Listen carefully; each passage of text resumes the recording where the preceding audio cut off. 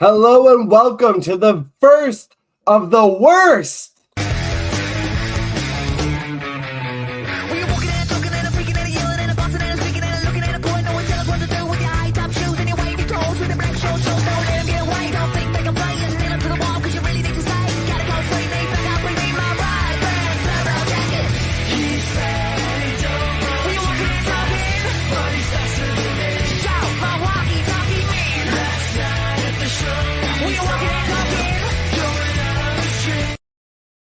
Hello and welcome in to the official rebrand, the inaugural, the kickoff, the first of the worst fantasy show, as brought to you by myself, Jack Lusney, aka the Fantasy Joker. Hey, it's the worst fantasy show, so you know we need a lot of help, and I had to bring in a very special guest for today's kickoff episode.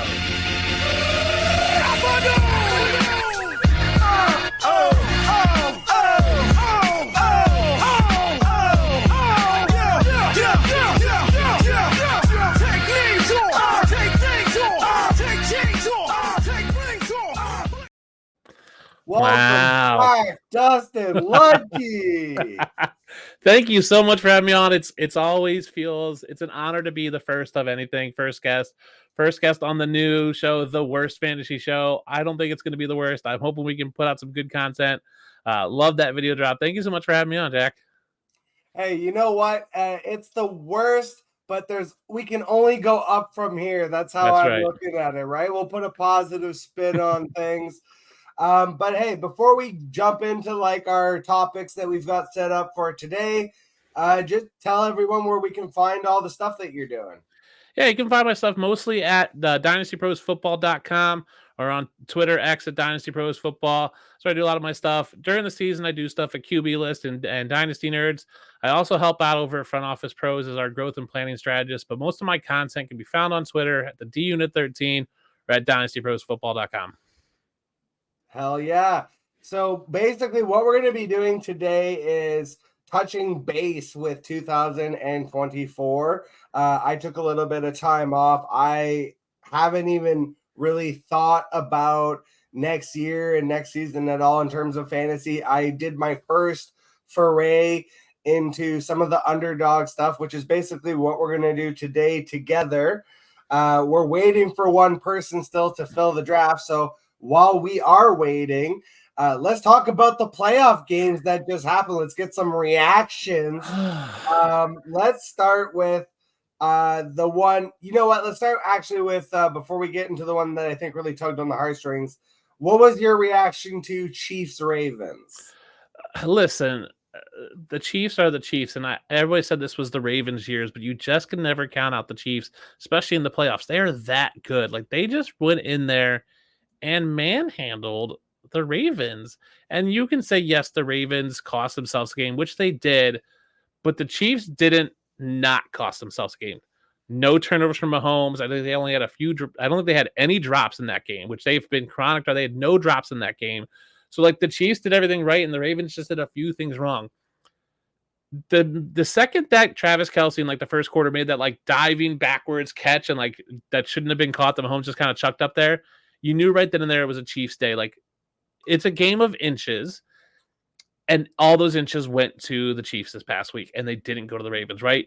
Zay Flowers, another couple inches, scores, doesn't fumble. So it's just one of those weeks where it just kind of went the Chiefs' way, and I'm hoping that it doesn't happen that way in the Super Bowl. The craziest thing to me was that the Ravens just stopped running the football, which is like been their whole thing this year. I don't know if it was Lamar trying to prove that he could be a pocket passer and holding on to the ball too long, or just I thought it was just the lack of play calling. I think there were 6 carries or something between Gus Bus and Justice Hill. Like, so I thought that was the most egregious part of that game. Besides the fact that, honestly, look, I don't like to partake in the hate of them winning all the time, the Chiefs, but that bullshit with Justin Tucker, where they were fucking around with Justin Tucker, who's like, I get that they have to share the practice thing and he wouldn't move from the air. Fuck off. They were acting like dicks. They were acting like literally like high school bullies. That kind of shit really was like, I could understand why people hate them. Yeah, I mean, and I think it was just playful with Justin Tucker, but it did come off of it. Like, I think it started out playful, then turned into like, nah, this is our space. Like, get out of here. Just go to somewhere else. Like, you don't have to be where he is. Like, he's kicking through an upright. You can go throw the ball anywhere on the field. Listen, the Chiefs are the Chiefs. I'm sick of them because obviously they beat the Bills. But you're right. The Ravens just stopped running the ball. We didn't see Dalvin Cook at all. Like, I thought he was going to be some fresh legs come in there, have some explosives. They got away from it, and I don't know why, and I don't know what they were doing. Like, they just gave them the game.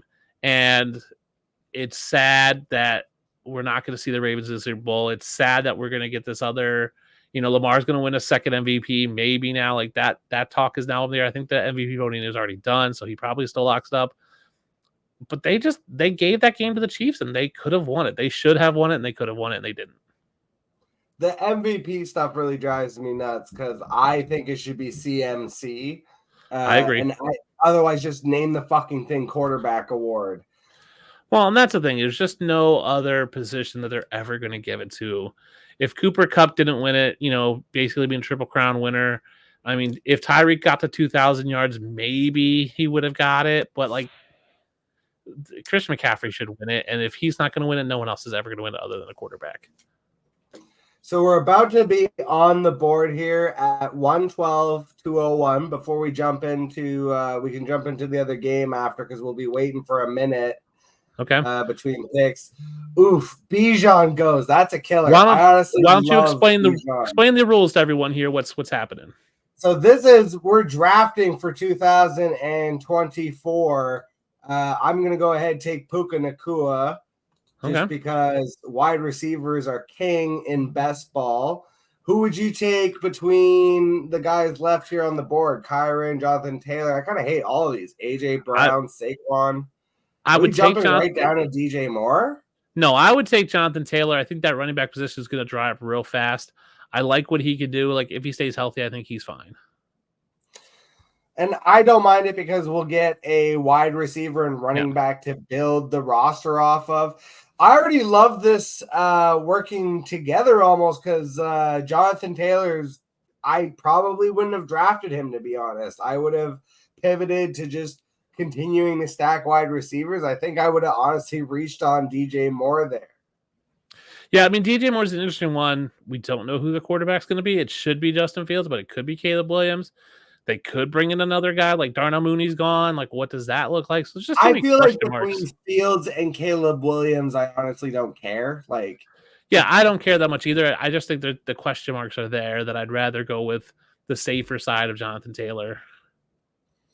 So we're 18 picks away now. This is where it's kind of convenient that we have the draft going in the background. Let's jump into reactions on Dan Campbell Gate and the unfortunate turn of events that is the Lions' loss to the 49ers.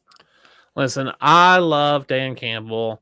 I think he's amazing, but, and I tweeted this out, there's a difference between being a good football coach and X's and O's, which Dan Campbell is not, and being a good motivator of men, culture building. Dan Campbell is perfect for what Detroit needed the past 3 years. They needed someone to come in and build culture, set that kind of, all grit, which is their motto, build that, motivate the men, motivate these underdogs.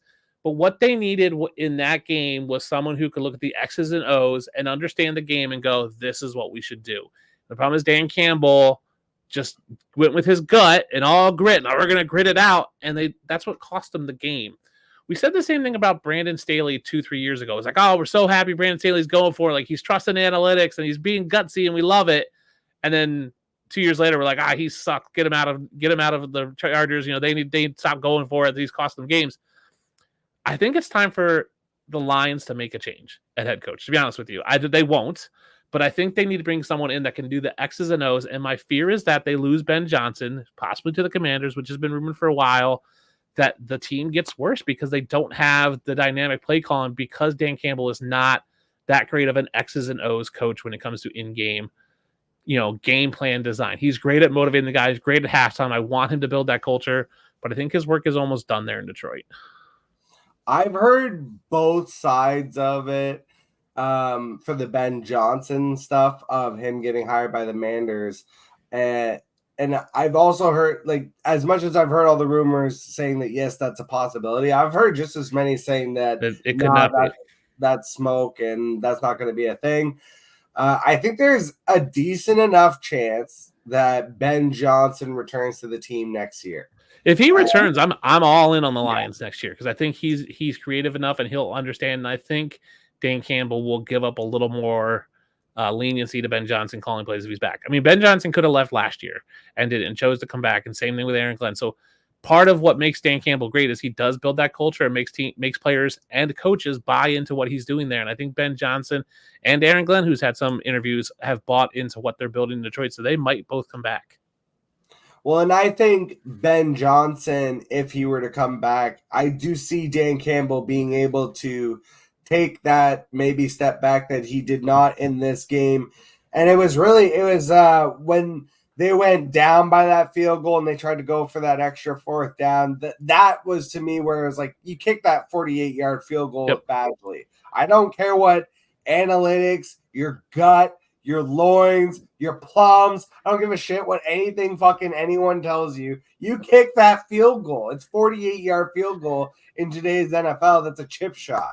And if you miss it, no one's gonna be questioning you as much as if now some people are gonna say, "Oh, you went for it all year, and how could you not?" And you missed it. But the problem is that analytics can't read momentum. They can't read situations. They can't read, all those things that just can't. There's just things that analytics don't have. We get this with people all the time who talk about just like data driven. Like data doesn't capture all those things in there. And so that's where I think analytics fails coaches. Because, well, the analytics say we should go for it. It's like, no, man, look, read the room, like read the game script. You kick that field goal, you're right now, of course, well, analytics, because analytics are going to tell you don't kick, like the onside kick's not going to happen. That's what analytics are going to tell you. Like, you're just not making an onside kick. So you gotta play the room a little bit. So James Cook is going to be an automatic for me here. He slips to us at 312. Out of these wide receivers, Stephon, Mike Evans, Keenan Allen, I'm liking Devontae Smith. Are you feeling that? I am completely out on Devonta Smith. He just has burnt me too much. He's too up and down. If I knew Mike Evans was going to stay, I'd do it. I would have said Stephon Diggs if we didn't take James Cook. I don't want bar parts. I'm actually leaning towards Amari Cooper, like a ton of volume. Going to have a better quarterback next year in theory, so I'm okay with Amari Cooper there. Well, it doesn't matter. We got Diggs anyways because this is the worst fantasy show, and I got auto drafted there. All right. Well, I mean, Diggs is not a bad pick, right? Like, and listen, as a Bills fan, people are going to talk about Diggs and the drama. There is no drama. He wants to be there. He's going to be there. He's going to want to come back, and he's going to be there to be for another season. I fears that the Josh Allen health might be coming up to an issue, but I think we get one more year, and so I think we're all right. So you talked about Josh Allen's health. That's an interesting thing because he's more like the Ben Roethlisberger type of quarterback almost, where it's like but like he's really running. He's almost starting to get that A-Rich syndrome where he's like trying to do too much, I feel like. Do you think next year he maybe takes finally a step back from the running? I mean, he should. Josh Allen should take a step back because the carries are just going to add up. So I did a lot of research a couple years ago, actually on Lamar Jackson, and right when quarterbacks get to that like 1,100 mark in terms of sacks and carries, they start breaking down and missing games. Allen is probably going to hit that roughly around, I think, mid to late next season. So I think we might get full season. I would expect 2025 he starts missing time.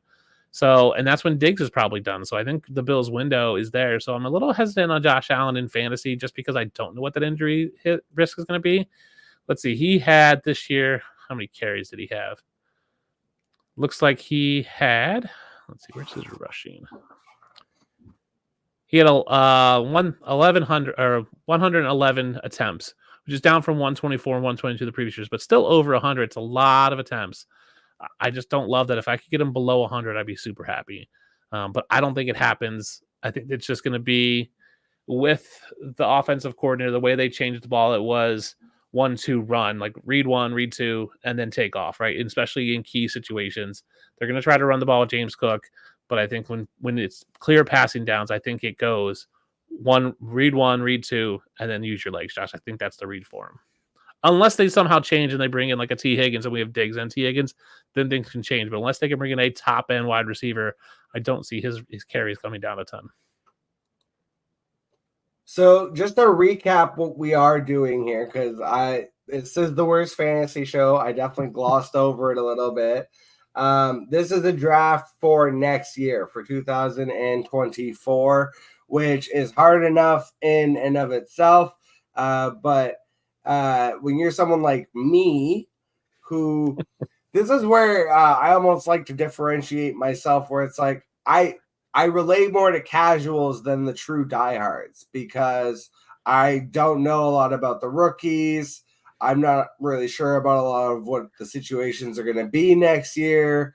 I take time off during this time of the year, and I usually just come back into it. I'll follow some podcasts and stuff during the off season. But other than that, I'm not like heavily invested anymore. And I'll come back around usually April, May is when it starts to pick back up. And then heading into obviously all the dynasty rookie drafts and then redraft seasons when it gets real hot and heavy. So I guess what are just some of your generic suggestions for people like myself to kind of stay plugged in during the off season? Listen, I think this is the time for people like you to just honestly take time away, because if you get plugged in, unless you're doing your own research and evaluation of players, you're going to get almost too much information right now and too much contradicting information. You're going to get Neighbors is better than Marvin Harrison. This guy's the top wide receiver. You're going to get too much because everyone's going to be throwing out these wild takes right now and trying to stake their claim and everyone wants to be the guy who said, oh, Puka Nacua is great in the offseason, but we don't know. Combine's not for another month. Basically we got a month to the combine. Draft's 2 months away. What you need to do is find those higher level views. So Dynasty Pros we're putting out right now. Our guy Cody is putting out basically he did his top 10 quarterbacks. He's got top 10 running backs out. So like 10 through 6 came out yesterday. We got 1 through 5 coming out. It's just basically like, hey, here's the top guys. Here's what they're good at. Here's what they're bad at. Just so you have a brief overview. That's all you need right now is just going, okay, what is Caleb Williams good at? What is he not good at? What is JJ McCarthy good at? What is he not? What is Braylon Allen as a good rusher? And then once we know, there's so many unknowns right now. We may say Braylon Allen is our number one running back, but he could go to a crappy situation. Another guy may go to a great situation, and they're going to flip-flop. You just don't need to know. So just get that broad overview. We have it at Dynasty Pros for you if you're looking for it. We're going to be putting those out. Cody watches a crap ton of film, and he knows these guys. He does a ton of scouting. Find one resource you like. Obviously, I recommend our stuff over at Dynasty Pros, and just stick with that and go with that, and that's the way to do it. We're already back on the board here. I'm gonna take a pure upside pick of JSN. And I was going to look at quarterback right now because I think this is a time where we can get a high upside quarterback. I was looking at Anthony Richardson if he's still there. I think it's a good pick in best ball because he has top 5 every week potential with his rushing upside. Even over Stroud and Fields? Already? Yeah, because I think the weapons for Richardson are better, right? Even if they let Michael Pittman go, which I don't think they will, I think he's got the better picks. We got 3 seconds. No, we missed it. Oh, screwed up again. We got Ramondre. We'll get him next time. We'll try to get him next time. I do like CJ Stroud. For a reason. I have always said that CJ Stroud was, and always will be the best quarterback in the draft. But in a best ball league, you want that upside of rushing upside that you get from an Anthony Richardson if he can stay healthy. So, I mean, you were talking about Braylon Allen. I kind of drafted him by accident earlier. Like, I literally don't know anything about the rookies right now. Give me an overview of, I guess, the top 3 running back and wide receiver rookies right now that I should know about. So, wide receivers, it's Marvin Harrison Jr., Malik Neighbors, and Romeo Odunze. They're the top guys that you want to know. for wide receivers. I think we're going to see a couple other guys like a Troy Franklin sneak in there. This is what's going to happen. Those three are going to go to the combine. One of those guys is going to fall. Another guy's going to jump up. And then draft's going to happen. And we'll see a guy like Zay Flowers, who last year wasn't in a lot of people's top 5, all of a sudden jumped up to be top 3 because of where he landed. Running back wise, and I'll look at Cody's article that's coming out later this week. Give me 1 second. I definitely think Braylon Allen is the top guy. He's young. I think he's like 19 years old. He's super young. Doesn't have a ton of carries on him. Like coming out of Wisconsin, I think he only has like 600 carries, whereas guys like Jonathan Taylor came out with 900 carries. Then you've got Trey Benson and Jonathan Brooks. So Trey Benson out of where did he go? He went to Florida State, and Jonathan Brooks from Texas are the other two guys that I think are the top 3. Again, combine is going to matter, and landing spot's going to matter.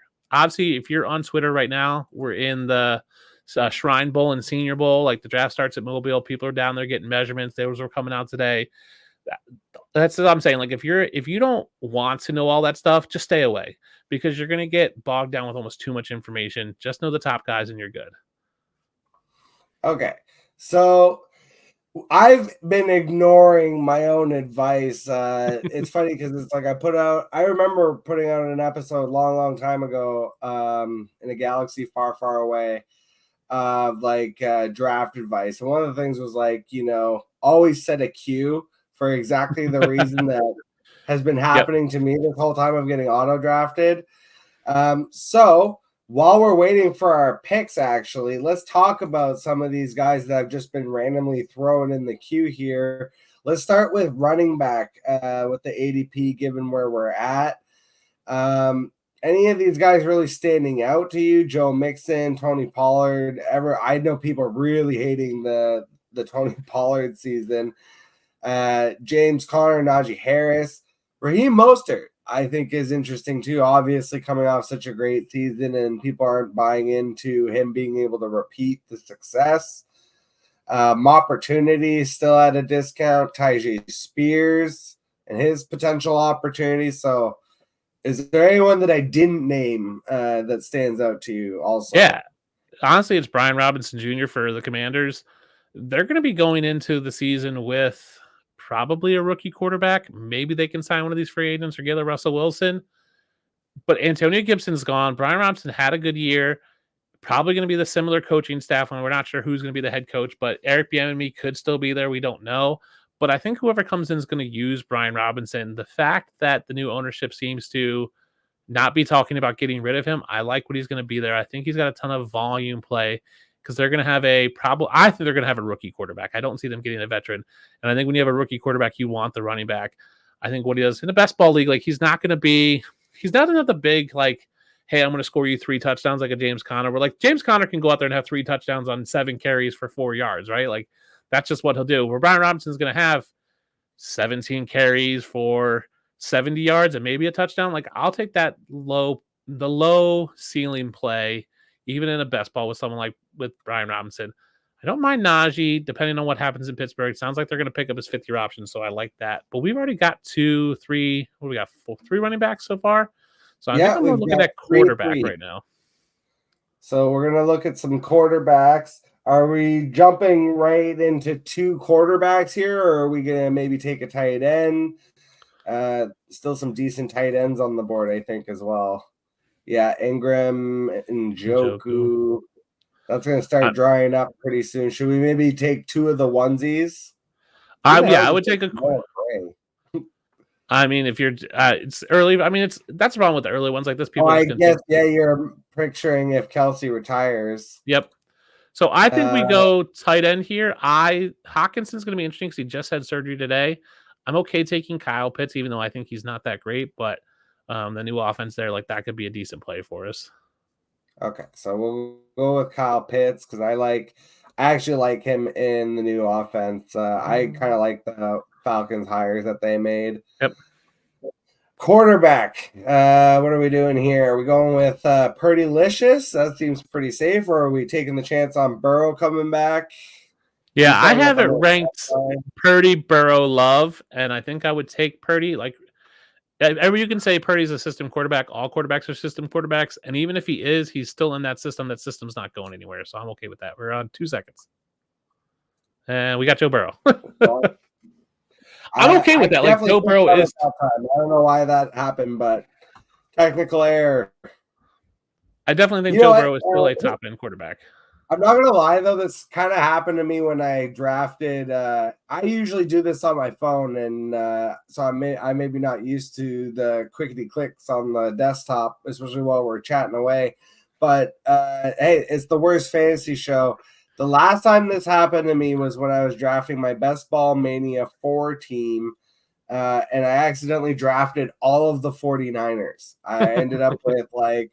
I was at the 101, so I had McCaffrey, and then I purposefully like took Kittle, and then it like auto drafted me, or I took Ayuk and then auto drafted me. Somehow I just kept ending up with like all the 49ers. So we should probably, we should probably set our cue. Do you like Purdy or Love? I mean,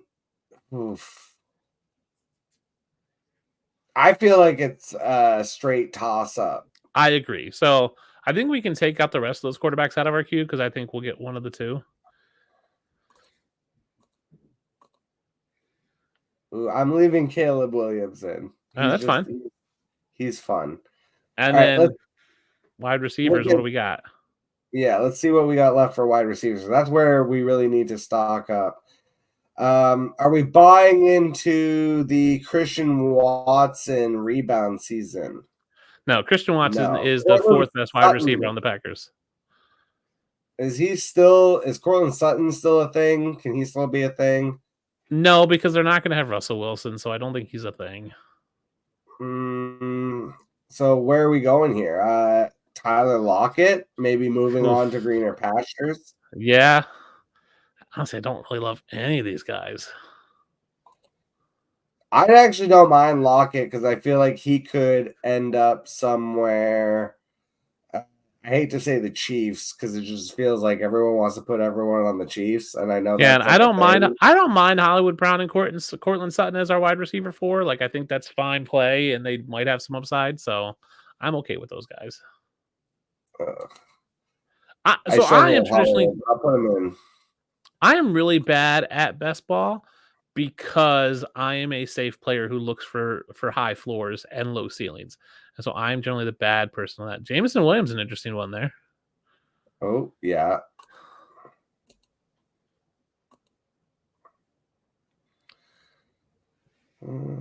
So see where I struggle is like who the hell is Troy Franklin? Troy Franklin's a rookie.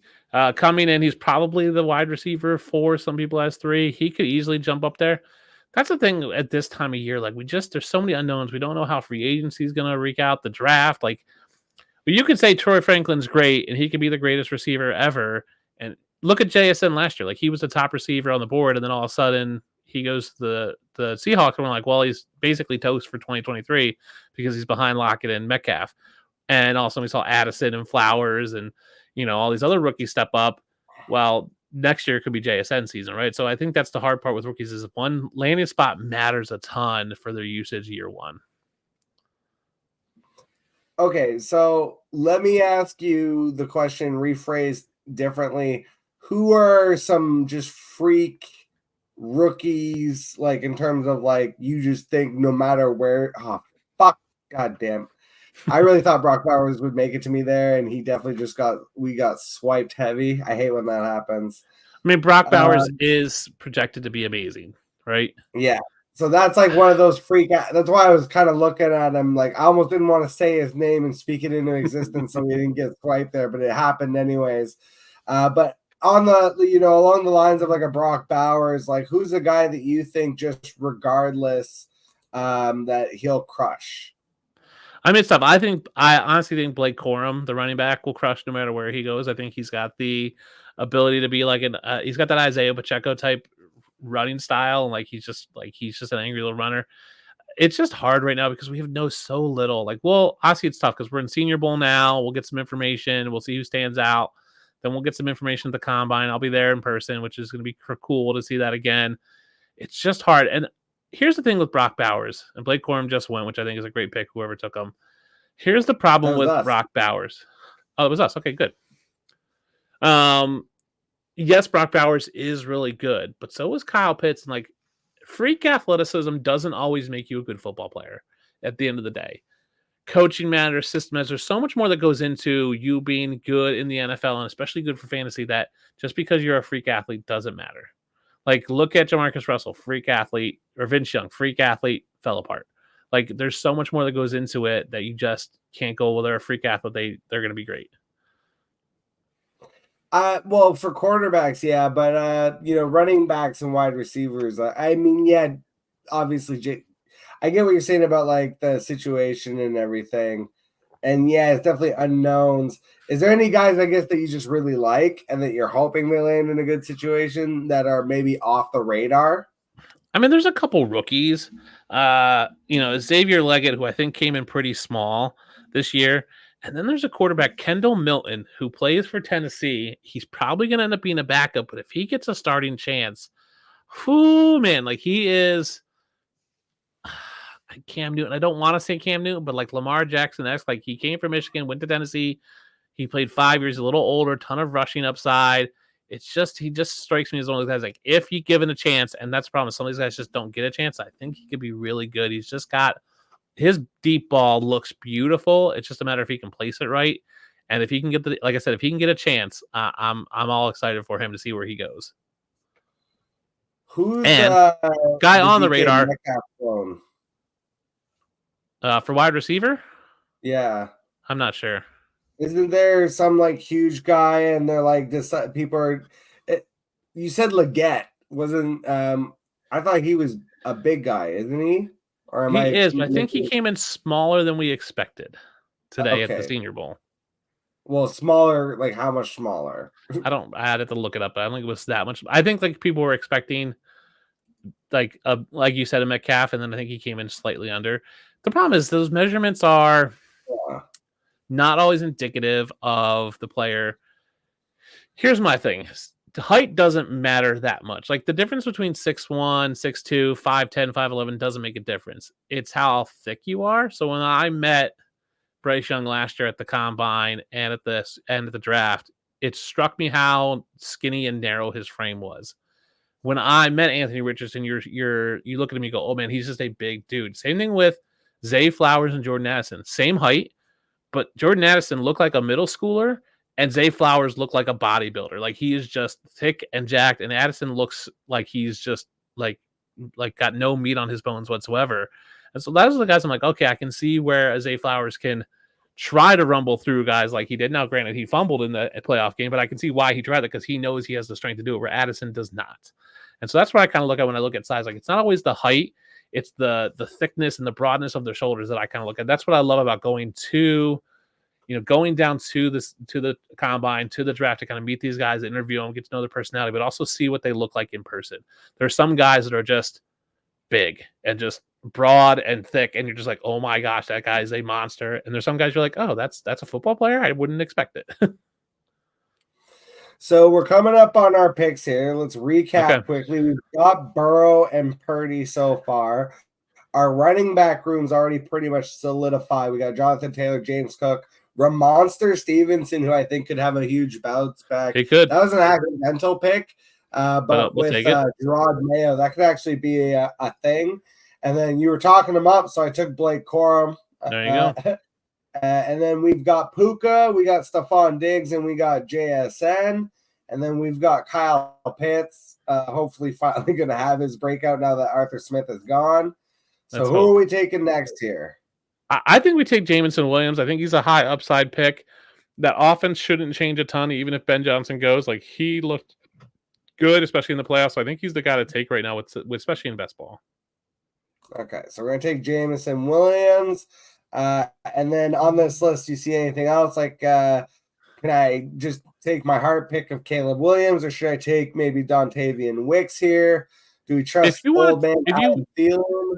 I'm not touching Adam Thielen. If you want to take Caleb Williams, take it. That'll be our third quarterback. We don't need another one. Kind of sets that position off, and we're just done with it for now. Boom. We take double Williams there. There you go. Now, I think coming back, I think we have to look wide receiver, tight end, and kind of shore up those positions for ourselves.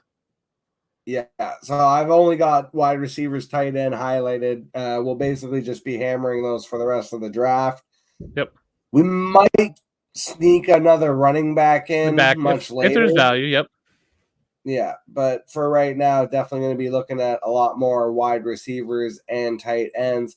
But I don't, unlike 90% of America, I actually don't know much about Caleb Williams or any of the quarterbacks in this draft. Tell me a little bit, I guess, about who are like the top three guys and like what's their deal. So obviously, I think everyone has Caleb Williams one. I personally do not. I have Michael Penix one. Depends on what you're looking for and what you think makes a good today's NFL quarterback. Caleb Williams has immense talent. He can throw it. He can, run an offense. My issue with Caleb Williams is leadership and being a quarterback. He's a great passer. He's not, in my mind, a great quarterback in terms of leading the team, handling the pressure. That's what I like about Michael Penix. Now, Michael Penix can also sling it. Like he can chuck the ball left and right, but I wonder about some of his reading of defenses. But Michael Penix seems to me like he can lead a team. He's cool under pressure.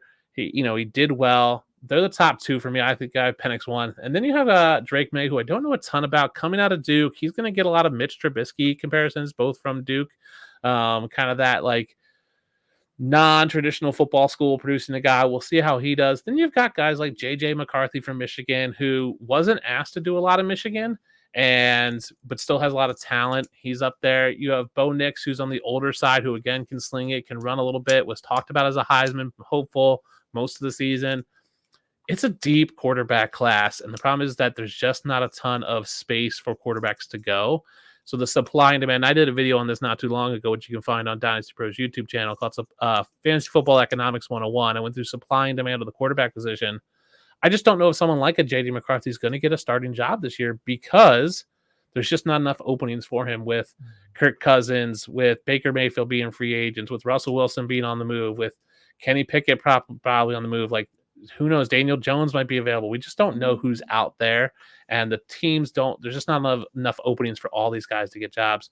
So it's definitely going to be interesting to see how the draft works out. So when it comes to best ball this early, I'm okay taking Caleb Williams and Michael Penix would be the only two rookie quarterbacks I would take right now, just because I don't know if these other guys are going to get starting jobs. So this is more, I guess, of like a regular NFL question, because for the longest time, I think the quarterback situation has been just outright terrible. And you mentioned that it's such a deep quarterback class, and with all the injuries that we saw this year, especially at the quarterback position, I guess two-part question is, do you think that a lot more of these teams are going to be willing to draft high-end backup quarterbacks? And could that actually lead to, I guess, longer term, better quarterback play over the next 5 to 10 years? Because you're not having these rookies just thrown into the fucking fire and getting blitzed to shit and beaten out of the league within 2-3 years.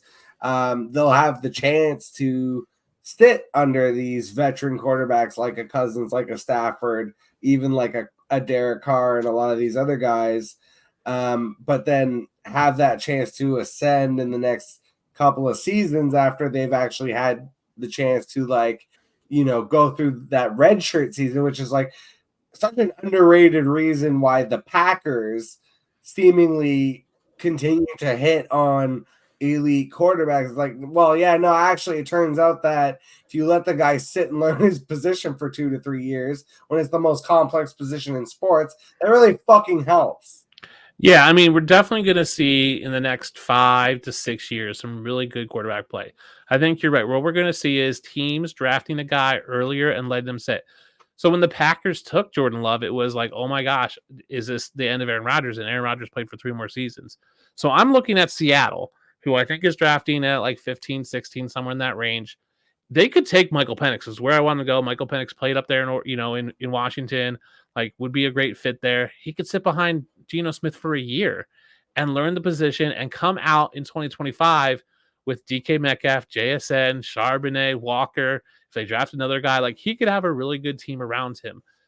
You're right. We've seen a lot of injuries and a lot of backups have to play, and sometimes third string guys. So what I also think you're going to see is these guys like Ryan Tannehill, Gardner Minshew, Jimmy Garoppolo are going to get jobs. They're going to continue to get jobs because having a veteran that can come in on little to no practice and play definitely benefits your team if you're a team trying to win. Now, if you're a team that's looking to rebuild, if you're a team that's probably not on the up and up, you can probably just take young guys. I mean, look at what the Raiders did. They were like, we're going with Jimmy Garoppolo and then Aiden O'Connell. Like they were like, we're not going to bring in a veteran backup. We're just going to roll with Aiden O'Connell once Jimmy G did not good. So I think we could see some teams draft guys. There's a lot of teams in that mid round, like the teens, that need a quarterback, not this year, but next year. So you're looking at Minnesota 11. They're going to need a guy. Let's say they sign Kirk Cousins. The Jets are going to need someone next year. You've got Denver, Russ Wilson, Raiders at 13, if Aiden O'Connell, Saints at 14, Derek Carr's probably not good, Seattle at 16, Jacksonville at 17, if they ever want to move off of Trevor Lawrence, which I think they should, because he's not that good. The Rams at 19, they're going to need someone. I think the Rams actually might be a little bit higher. Pittsburgh, whatever they do. Even someone like Dallas with Dak, like they've got 2-3 more years left of Dak before he might be done. So I do think you might see some teams reaching for guys a little earlier. I think we'll see a big run of them in the second round after these top 4 guys go. You have someone like Spencer Rattler in the draft who 3 years ago was talking about possibly being the number 1 pick, and then he stayed in college and his draft stock just tanked. So he could come out and be a decent backup on a team. Plus you have all these guys. You have your Will Levises. You still have your Aiden O'Connells. You have a Jake Heener in New Orleans who is in and out of the league. Like, you have a Stetson Bennett, like if he can get off whatever's bothering him, there's guys out there. So I do think we're going to see some more guys develop for a year behind some of these veterans. We're not seeing guys leave quick. Sorry, I'm doing my sexy Jake Haener. Jake Haener, yeah. I mean, Jake Haener wasn't bad. Like he was good in college. I mean, you got guys like Max Duggan who won Stetson Bennett won 2 national championships. Max Duggan went to a national championship and he couldn't make the Chargers. So does he get picked up? Just making these names up. No, they're real names, I tell you. But like those are the guys that, if they get a shot, Carson Wentz will stick around. He'll get a job next year if he wants one. Like there's going to be teams that want a guy who can come in and play. Because at some point, if you can get a guy to come in and win you 2-3 games, I mean, look at the Vikings. Kirk Cousins gets hurt and they're like, oh, we're dosed. We're done. Jefferson's hurt. We're going to lose all these 6 games. And they go out and win 4 of them, 5 of them. I mean, look at the Bengals. Jake Browning won them a ton of games. He's going to be a free agent. Like, does he get a job somewhere? Probably not a starter, but definitely a backup and probably a well-paid backup. But I do think it lends to what you're saying. The rookie's getting to sit for a year or 2 and then coming out. The problem is we also have older rookies now because of COVID, because of these extra years of eligibility. We're like, Bo Nix is pretty old. I think Bo Nix is 24. Let me verify that real quick. He's 23, February 25th. So he'll be 24 by the time he comes in the league. So he's an older rookie just because of the COVID year where they had extra eligibility. So we'll see if that plays into. Hendon Hooker got drafted by the Lions last year. He was an older rookie, had an injury. So it's going to be interesting to see how things play out. We just don't have a ton of quarterbacks retiring as quickly as they used to. But I think we're going to see a crop of them age out over the next couple of years. So I didn't want to cut you off, in the middle of the question that I literally asked. But while we were on the board, I doubled up on the tight end since we only had Kyle Pitts. I actually took 2 sophomore breakout candidates in Luke Musgrave, and I got a little hankering for some Cade Otton. I like Cade Otton. I've always liked him. I think he's a good player. If Mike Evans leaves, which I don't know if he will, but like that would just bolster his stock up. Like I think if they if they run it back with Baker and Mike Evans, I think Cade Otton's good. His stock can only go up. Like it's not going to go down with some of these guys. The problem with someone like Kyle Pitts is you want your tight end to be 2 or 3 in the depth chart, and Kyle Pitts could easily become 4 if they have Drake London. They sign it. They draft a guy, sign a guy, and they have a running back. Like his targets could drop. You don't see that for Cade Otton. Like I think his floor is what he was this year. Yeah, he's a spicy guy because he really ascended in the playoffs and Yeah. started to really gain trust. And that was with Mike Evans and Chris Godwin still on the field. So I think if for some reason if Mike Evans leaves, then yeah, his capital absolutely shoots through the roof. Yeah. Now I'm saying that right now, if Tyler Boyd is there at that pick, I think we take Tyler Boyd. Okay. I do like Tyler Boyd. The other one I had queued up here is secretly Braylon Allen. Nobody has noticed that he's still there. I was going to take him even though we've got a Yeah, lot of running backs. I would That's love just both those guys. pure upside. So I think Yep. that's exactly what we're going to do is double up with the Boyd and the Braylon. Now Tyler Boyd's a free agency, so his stock could just go up if he goes somewhere because he'll go from the 3 on the Cincinnati Bengals to possibly being a 2 on a just as good offense. So I think his target share could go up next year. Or he Boom, stays with the boom. Bengals and they let T. Higgins go. So I think those are great picks for us. So for once, I didn't let it auto. We actually got both of those picks in. So that completes our running back room, which I think is solid. We got 3, guys that I feel like we can rely on, and Jonathan Taylor, James Cook are a monster. Yep. Stevenson, and then we get 2 rookies with lots of upside in Corum and Allen, which ironically enough, I took the same 2 running backs in the draft I did earlier today to prep for this, which was we're doing the big board right now for 2024. I did the little board, which was like a little 3-bucker. So I did that one just to kind of see where the ADPs were at and kind of put myself in the mind frame of being able to do this. Yep. And I took those 2 rookie running backs just literally because I've heard their name bandied about by fantasy analysts that I trust. And I'm like, man, I'll take that upside. I mean, there's a good chance that Blake Corum gets drafted by Jim Harbaugh, who coached him in college. He replaces Austin Eckler in the Chargers offense and just gets 300 carries his rookie year and just runs a ton. So that's a thing. And then, so what's the deal with Braylon Allen? Because I don't know a lot about him. I mean, he played from Wisconsin, really good running back, loyal guy. Like he could have left. Like the Wisconsin Badgers are not good. They had big, but he didn't transfer. He stuck with his commitment. Like he's only 20 years old. He's super young. I actually think he just turned 20 like a week ago or like 9 days ago. We're talking about that. Sorry. Super young guy. So I love that. Like doesn't have a lot of wear and tear. Like I just think he's going to be a solid runner on a team. He has some decent pass catching. I think he was like a safety originally. Like he transferred like positions. He's just really good. I mean, he put up 12 touchdowns this past year, 11 the year before, 12 the year before. So solid, consistent production throughout college, which is what you want to see. A lot of times we get these guys who just have like a one and done year. Not the greatest pass catching, like 28 receptions for 131 yards. But again, Wisconsin offense wasn't great, but had a couple 2 touchdown games, just has the ability to be a thumper. Like can be a guy who gets 20 plus carries in a game and racks up 4 yards per carry and ends up having just a ton of yards and gets 2 touchdowns. Like he could just put up those Jonathan Taylor like numbers, similar since they're both from Wisconsin, but he's just a solid rusher in my opinion. Okay, so that reminds me of kind of like sort of a question and a theory where, I always say like, yeah, there's like all these advanced metrics and analytics, and those are all well and good, and you can get an edge to a degree. Sometimes it really is just like, you can simplify it to a degree of I drafted Kyren Williams as a rookie pick in 2021 because of his character coming out of Notre Dame. Literally, that was the only reason, character. I like character guys. Braylon Allen to me sounds like a character guy.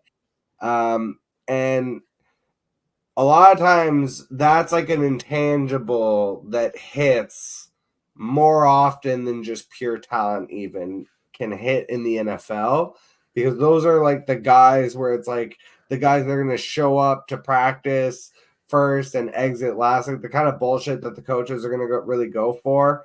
And those kind of cliches exist for a reason, and NFL coaches love their fucking cliches.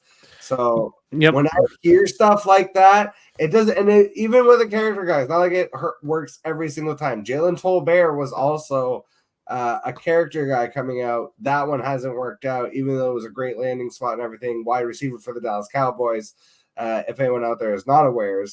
But real life situations, are greater than statistics. And I always will believe that of like,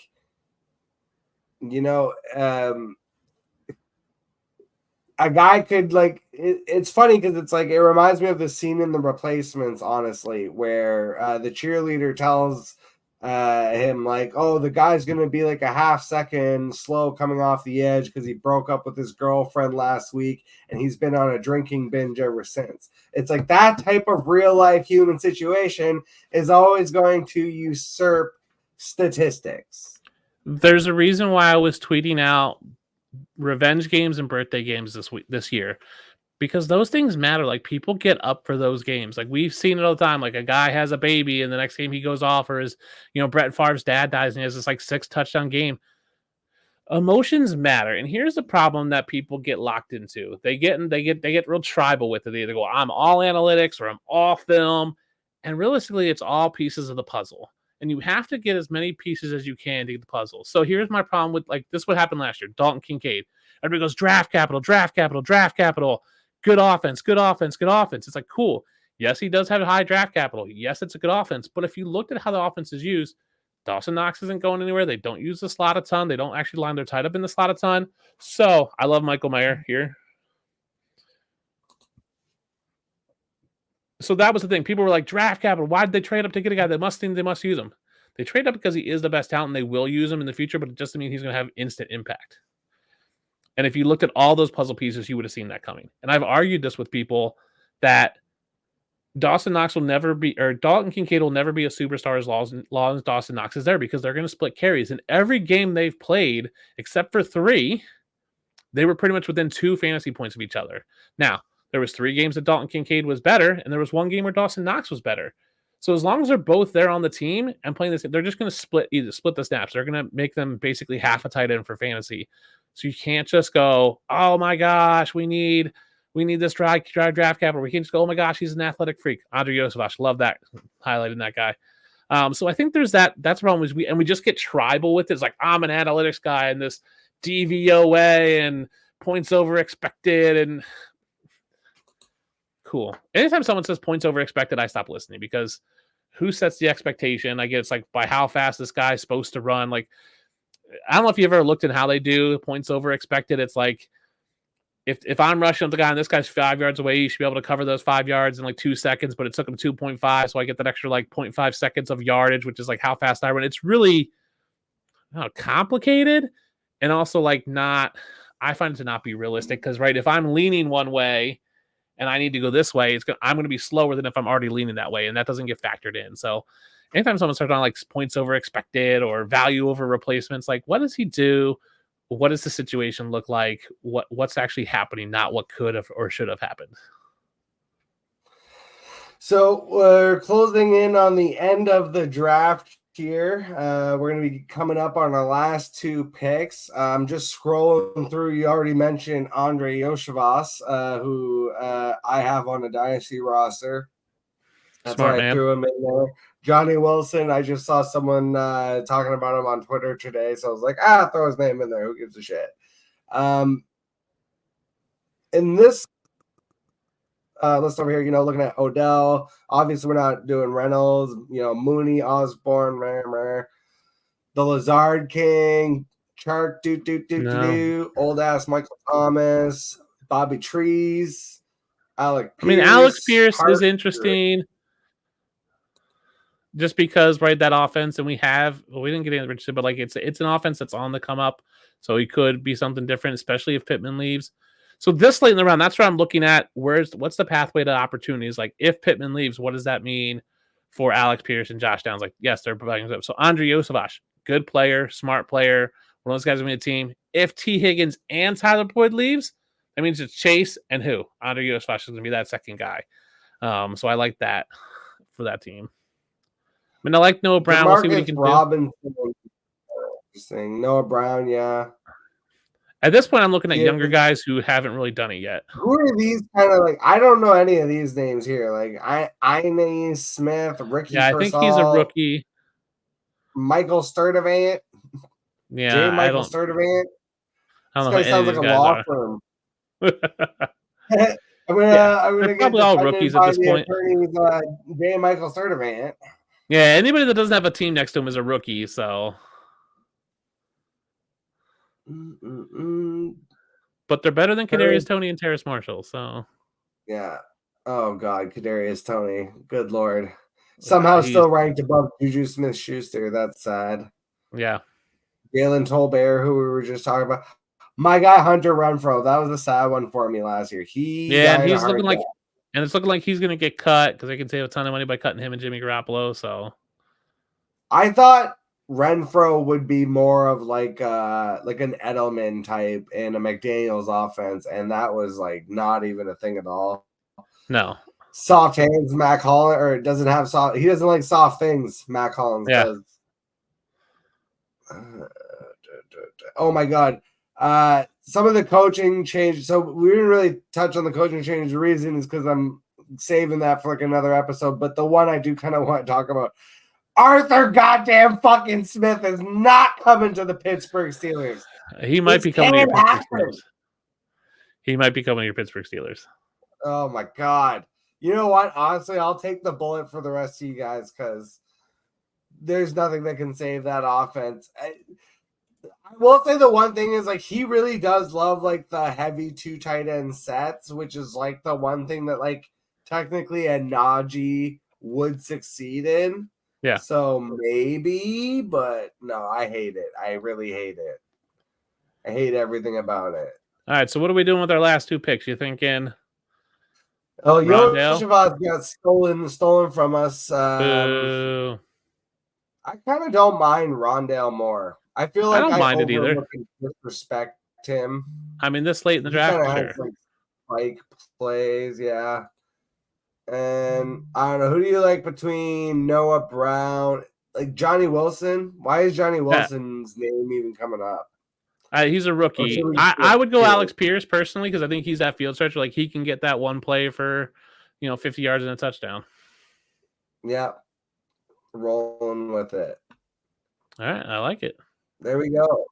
All right, so let's recap this before we get our sign-offs in here. I'm actually just going to bring up the draft board. It'll be easier to see that way. Oh, Jesus. I'm not expected to open another window on me. There we go. Oh, God. Why won't it let me?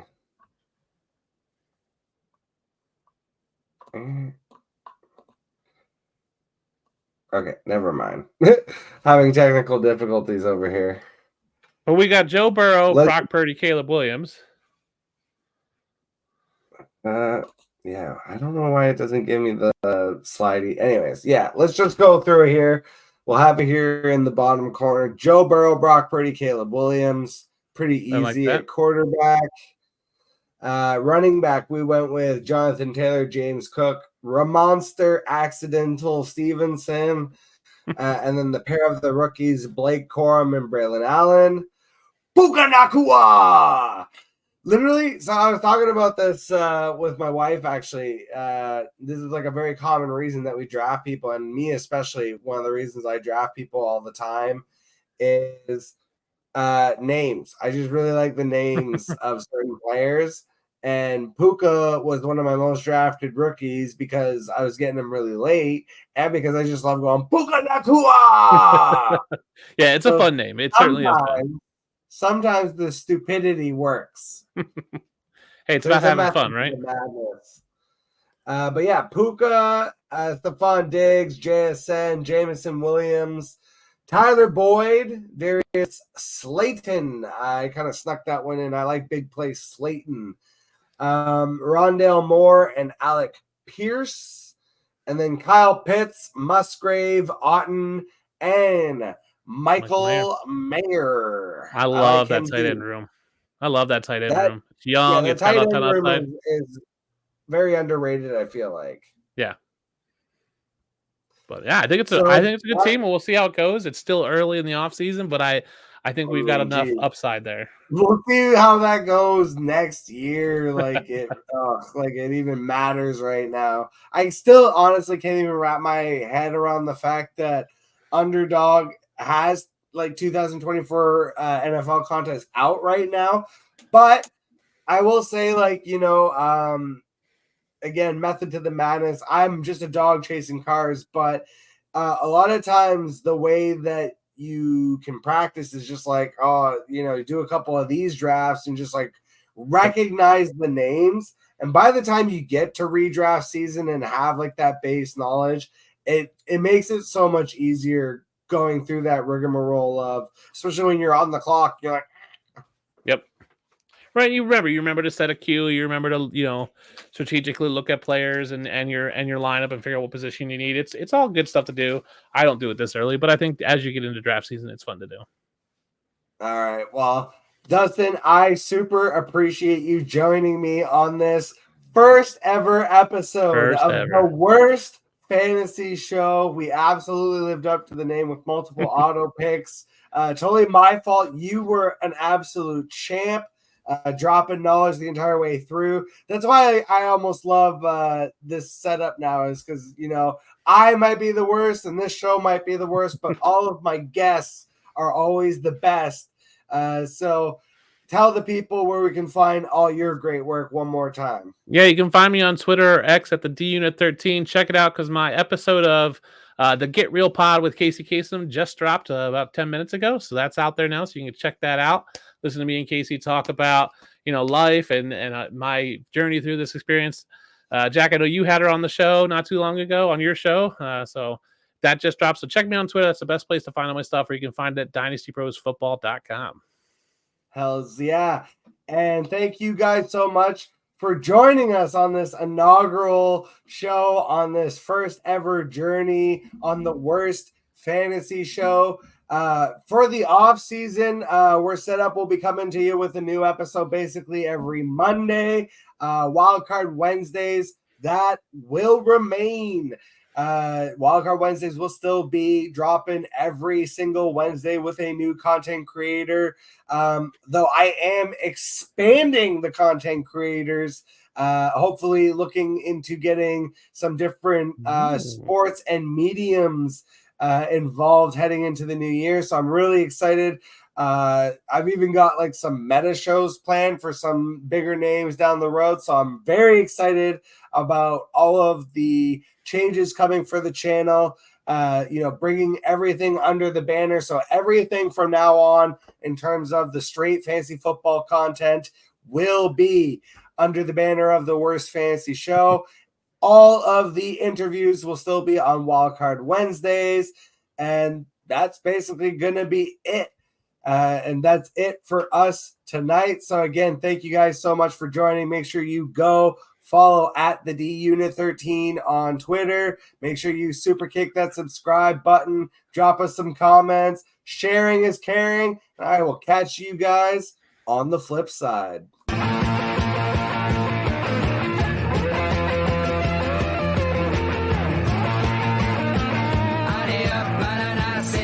C'est barré, enfin c'est marre à tout casser les